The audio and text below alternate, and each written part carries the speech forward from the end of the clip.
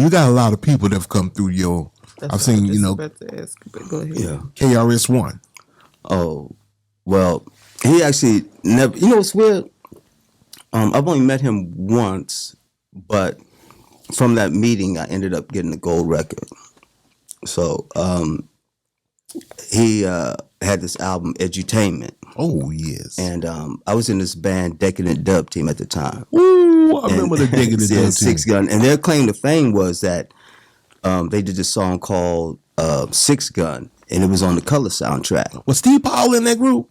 Nah, I can't remember. I know it was Jeff Lyles, this other white kid, and that was just 2 people, I think, at that time. Okay. And like 900 Foot Jesus. Yes, he would do some of the music, and Jeff called me up to, he would ask me, I remember it was on Friday night, when I was on Friday, he said, "You want to be our DJ?" I was like, "What? Hell yeah." So I ended up being the DJ for Decadent Dub Team for about 5 years, and I produced a couple of songs with them.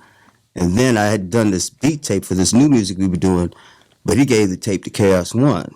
And there were like 2 or 3 songs that KRS-One wanted, and they ended up going on the album. That you produced? Yeah. And they ended, see what happened was the songs weren't on the album, they were on a cassette. They were extra, like bonus tracks. Okay. There was 30 Cops or More, 7 DJs, and there was, I think, one more, but I thought there were those 2 for sure. But you couldn't get them on the record, only on the like cassette. And it went, gold. So, and I didn't get the gold plaque till whatever, a long time after that.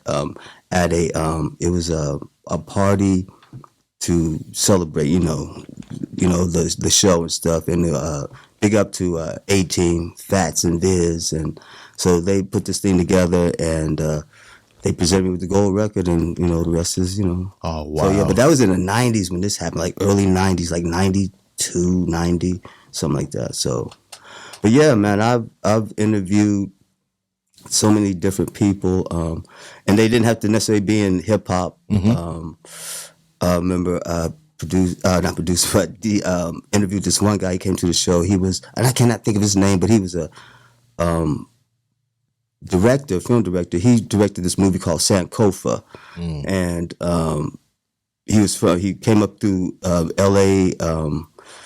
They had a film school back then at the UCLA, I believe it was, and all these great African directors came out that period. And I interviewed him.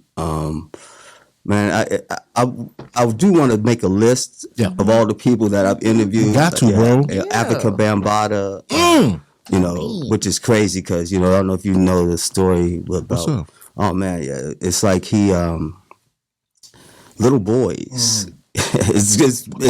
Yes, I did hear that. It's messed up. So, I mean, you know what I mean? Like pedophile. Yeah. No low. Yeah. So it's like, it's crazy. Not slow. Yeah, people knew this was going on, and some people just say it. So it's just a bad look, and they ain't seen him or heard from since then. But got to interview him in '94, which was crazy fresh. Yeah,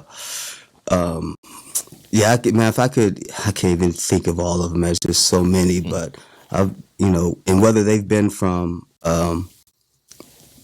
nationally, a lot of local cats. You know what I'm saying? That was the bread and butter. Like a lot of times was interviewing local cats and letting everybody. It was a home of hip hop. It's the one place you could go. Come on now and get your stuff played. Come on, you know the deal, man. Yes, I'm just glad that we were a part of that history. Indeed, and something we have the honor of saying. I know exactly what it is. The Dirty South Fly Party. The last show. We got the last show. I know it. In the White House. I know it. It's your girl Jazzy K with Super Tight TV. We want to thank everyone that's been watching. Hey, if you do us a favor and hit that subscribe button, also press the notification bell so you can be notified every time we drop a new video.